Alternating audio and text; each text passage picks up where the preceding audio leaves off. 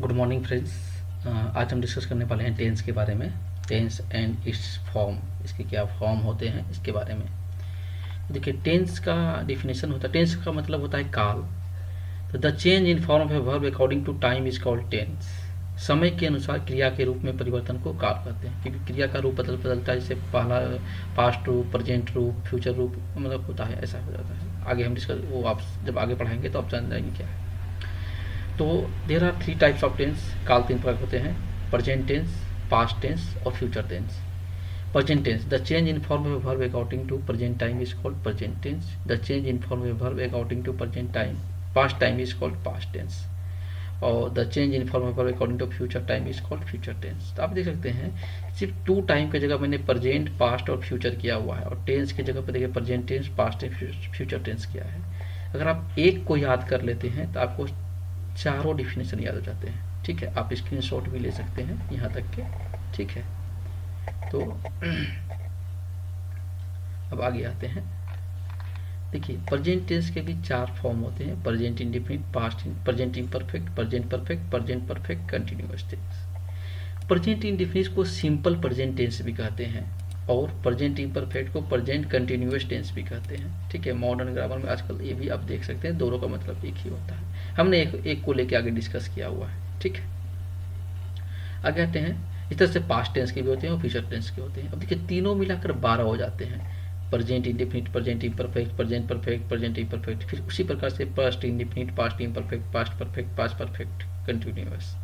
और फिर future indefinite, future perfect, future perfect, future perfect, continuous. ठीक है, ये 12 हो जाते हैं। अब हम एक एक करके इस 12 को डिस्कस करेंगे। ठीक है, देखिए, प्रेजेंट इंडेफिनिट, इसके वाक्य के अंत में क्या होता है? ता है, ते है, ती है रहता है। बनाने के नियम देखिए, हमने 6 रूल्स लिखे हैं यहाँ पर। पहला क्या है? सिंपल, वो आम। इसे एग्जाम्पल के थ्रू हम समझेंगे। यहाँ देखिए, यहाँ पे वो आम खाता है, ही इट्स अ मैंगो। वो आम नहीं खाता है, क्या हो गया? ये अफर्मेटिव है, ये नेगेटिव सेंटेंस हो गया। He does not mango eat mango. इसमें क्या है? डू और डज का प्रयोग करा के नॉट लगाते हैं। ठीक है, क्या वो आम नहीं खाता है? इंट्रोगेटिव सेंटेंस हो गया, तो क्या हो गया? Does he eat mango. इस तरह से मैंने इस 6 एग्जाम्पल को 6 एग्जाम्पल दिए 6 फार्मूला के साथ। ठीक है, और कहाँ का? देखिए, आई, वी, यू, दे के साथ V1, बाकी सबके साथ V5 लगता है। एक बात आप लोग जानते हैं, जो भर्ब होता है, भर्ब हमेशा क्या होता है कि अपने प्लूरल फॉर्म में रहता है, हमेशा प्लूरल फॉर्म में। और भर्ब में एस या ईएस लगा करके हम क्या करते हैं? उसे सिंगुलर बनाते हैं। भर्ब हमेशा अपने प्लूरल फॉर्म में रहता है। अगर कोई पूछे कि भर्ब अपने किस फॉर्म में रहता है, तो आप बता सकते हैं वो प्लूरल फॉर्म में रहता है। ठीक है, अब यहाँ पाते हैं present imperfect tense. Present imperfect रहा है, रहे हैं, रही है।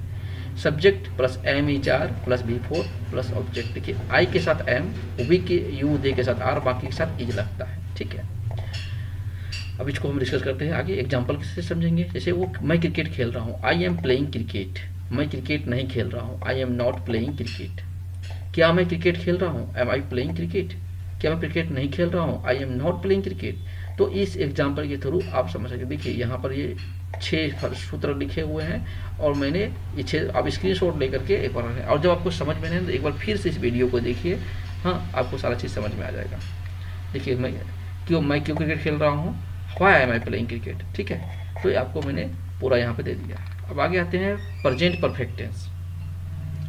प्रेजेंट परफेक्ट टेंस में क्या होता है? वाक्य के अंत में चुका है, चुकी है, चुके हैं। जैसे वो घर जा चुका है, वो खा चुका है, इस तरह के सेंटेंस में क्या कैसे बनाते हैं? सब्जेक्ट हैज या have plus V3 plus object. ठीक है, जैसे यहाँ पे मैं पत्र लिख चुका हूँ, I have written a letter. तो हैव के बाद क्या होता है? वर्ब का तीसरा रूप लगाते हैं। देखिए, मैंने यहाँ लिखा हुआ है V3 लिखा हुआ है। ठीक है, यहाँ पर वो कैसे पत्र लिखता है? He has written, how has he written a letter. तो इस तरह के जब सेंटेंस आए तो आप इस तरह से बनाएंगे। ठीक है, आगे आते हैं यहाँ पे present perfect continuous tense. Present perfect continuous tense के अंत में रहता है ता रहा है, ते रहे हैं, ती रही है। इसी के बनाने का जो नियम है वो क्या है? सब्जेक्ट हैज या हैव, V4 प्लस ऑब्जेक्ट। ठीक है, तो ये हमारे ये रूल है। ठीक है, ये हमने रूल लिखा हुआ है। यहाँ पर कैसे बनाते हैं, उदाहरण के थ्रू समझते हैं। देखिए, हम यहाँ पर इसे रखें कि आप स्क्रीन शॉट भी ले सकें। मैं किताब पढ़ता रहा हूँ, क्या है? वो पढ़ता रहा है। ठीक है, लंबा समय है, इसमें क्या है? Have been reading book, I have been reading book. ठीक है, इस तरह से बनाया गया है यहाँ पर। ठीक है, क्या मैं किताब पढ़ता रहा हूँ, क्या मैं किताब नहीं पढ़ता रहा हूँ, तो आप इसको समझ सकते हैं उदाहरण के स्वरूप। अब देखिए एक होता है इसमें फॉर और सिंस का प्रयोग कैसे करते हैं। देखिए पीरियड ऑफ टाइम, जहाँ समय जो है लंबा हो, जहाँ अनिश्चित समय हो समझ जाइए, तो वहाँ पर फॉर, और जहाँ पर निश्चित समय हो उसके लिए सिंस का प्रयोग करते हैं। ठीक है, जैसे वो सुबह से लिख रही है, she has been writing since morning, यहाँ सिंस लगेगा क्योंकि सुबह से, हमें पता है सुबह से। ठीक है, और यहाँ पर देखिए फॉर 10 ईयर्स, तो यहाँ क्या है 10 वर्षों से, और निश्चित समय है, 10 वर्ष कब से पता नहीं है, लेकिन 10 वर्ष लगभग है, तो यहाँ पर हम फॉर का प्रयोग करेंगे। अब आते हैं पास्ट इंडेफिनिट। वाक्य के अंत में होता है या, यही या था, थे। जैसे कि मान लीजिए यहाँ पर देखिए ये फार्मूला है। अब हम उदाहरण के थ्रू फिर इसको समझेंगे कि उदाहरण क्या है। जैसे मैंने आम खाया, आई एट मैंगो। मैंने आम नहीं खाया, I did not eat mango. क्या मैंने आम खाया, मैंने एक ही आम को लिया है यहाँ पर, इसलिए आप समझ सकते हैं एक उदाहरण अच्छा लगता है थोड़ा सा, मैंने इसलिए ये 6 उदाहरण लिए हुए हैं। ठीक है, और 6 तरह के मैंने यहाँ पर लिए हुए हैं। हर जगह पे आपको 6 रूल बनाए हैं क्योंकि आपको हर जगह से समझ में, जैसे देखिए वाट, वेन, वेयर, हाउ सब मैंने रख दिया है कि किस तरह से बनाते हैं। देखिए तो आप इस उदाहरण को देखकर समझ सकते हैं। ठीक है, कैसे बनाया जाता है। ठीक, अब आते हैं यहाँ पर। अब past imperfect tense. Past imperfect tense में क्या होता है, वाक्य के अंत में रहा था, रही थी, रहे थे, रहते हैं। बनाने के नियम क्या है, फिर उसी तरह से मैंने यहाँ पर फॉर्मूला लगाया हुआ है, सब्जेक्ट, वॉज, वर एंड। अब देखिए ये इसको यहाँ पर देख रहे हैं, तो was were plus v four plus subject. अब देखिए यहाँ पर उदाहरण देखिए, पहला क्या है, subject was were v four. देखिए सब्जेक्ट वाज या were v four plus subject. ठीक है, जैसे मैं एक पत्र लिख रहा था, I was writing a letter. मैं पत्र नहीं लिख रहा था, I was not writing a letter. क्या मैं पत्र लिख रहा था, was I writing a letter. तो इस तरह से हम बनाते हैं। ठीक है, आगे आते हैं पास्ट परफेक्ट टेंस पर। पास्ट चुका था, चुके थे, चुकी थी। ये क्या था, हैड और V3, यहाँ पे V3। देखिए जितने भी परफेक्ट वाले आएंगे सब में क्या होगा, वर्ब के साथ तीसरा रूप लग जाता है। जैसे had plus V3, have plus V3। ठीक है, ये ऐसे बना हुआ है। इसको भी उदाहरण से समझेंगे। जैसे मैं किताब पढ़ चुका था, तो I had written a book. देखिए यहाँ पे मैंने फिर बता देता हूँ कि ये फार्मूला मैंने लिखा हुआ है। ठीक है, यहाँ पे इसी का एग्जाम्पल यहाँ पे है। जैसे मैं किताब पढ़ चुका था, I had written the book. I had not written, मैं किताब नहीं पढ़ चुका था। ठीक है, 6 एग्जाम्पल, 6 फार्मूले मैंने लिखे हुए हैं। ठीक है, अब आगे आते हैं पास्ट परफेक्ट कंटिन्यूअस टेंस। वाक्य के अंत में ता रहा था, ती रही थी, ते रहे थे। बनाने के लिए किस तरह से बनाएंगे, ये फार्मूला होता है। जिस तरह से मैथ से फार्मूला होता है उस तरह से इंग्लिश में भी फार्मूला होता है कि कहाँ पर हम किस तरह से रखेंगे। हम बीन के पहले हेड नहीं रख सकते, ये बीन और उसके बाद हेड। ठीक है, ऐसे नहीं लिख सकते हैं। तो ये फार्मूला मैंने बनाया हुआ है। अब इसको बनाते कैसे हैं, देखिए पहला एग्जाम्पल से, पहला एग्जाम्पल है he had been reading a book. वो किताब पढ़ता रहा था, वो किताब नहीं पढ़ता था। He had not been reading a book. ठीक है, इस तरह से बनाया गया है। अब एक दो बार प्रैक्टिस करेंगे तो आपको समझ में आ जाएगा। और इसके लिए ट्रांसलेशन का बुक जरूर बनाएं आप, जो है ना, junior Oxford junior English translation एक आता है ऑक्सफोर्ड का, आप उसको फॉलो कीजिए और उसको पूरा बनाइए। आपको टेंस पूरी तरह से समझ में आ जाएगा। पूरा का पूरा बनाना है आपको।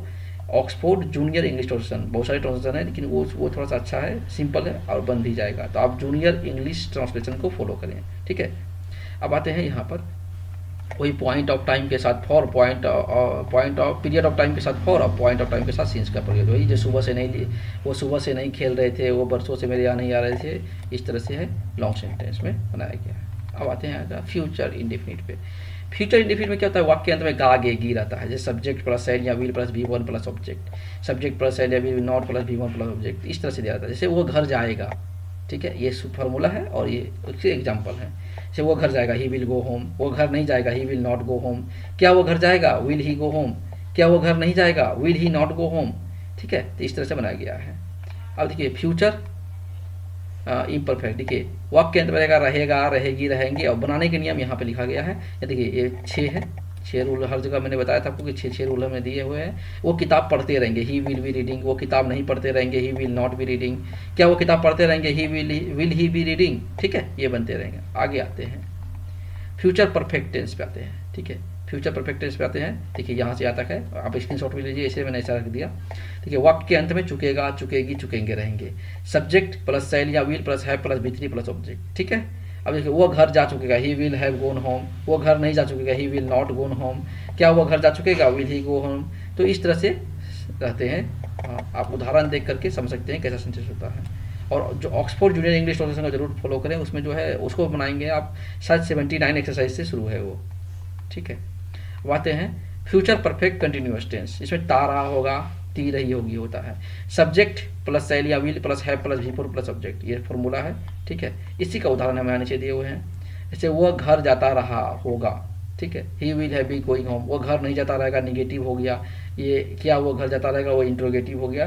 और इसमें पीरियड ऑफ टाइम की जगह for of point of time की जगह यहाँ पर देखिए अब तक सिंस का प्रयोग होता रहा था, यहाँ पर क्या है फ्रॉम का प्रयोग करेंगे, ठीक है। जैसे कि यहाँ पर देखिए वो 2005 से काम नहीं करता रहेगा, he will not have been working from हो जाएगा, देखिए यहाँ फ्रॉम लिख दिया गया है, ठीक है। और बाकी इसमें तो जिसमें पीरियड ऑफ टाइम में तो फॉर हर जगह लगता है, चाहे फ्यूचर हो या कोई भी टेंस हो, ठीक है। ये हमारा आज हम टाइम टेंस और इस फॉर्म के बाद में डिस्कस किया। अब हम टाइम एंड टेंस के इस पर डिस्कस करेंगे कि ये बेसिक टेंस है, टाइम एंड टेंस पे डिस्कस करेंगे जो कि एग्जाम वगैरह में कम्पिटिटिव एग्जाम में भी आते हैं, ठीक है। तो आप हमें ये हमारा यूट्यूब चैनल भी है, टेलीग्राम पे भी और इंस्टाग्राम पे भी हमें फॉलो कर सकते हैं, ठीक है। और जितने भी चीज़ मैं डिस्कस करते जा रहा हूँ उसको एक एक करके सबको पढ़ाऊँगा भी। बहुत बहुत धन्यवाद आपका, थैंक यू।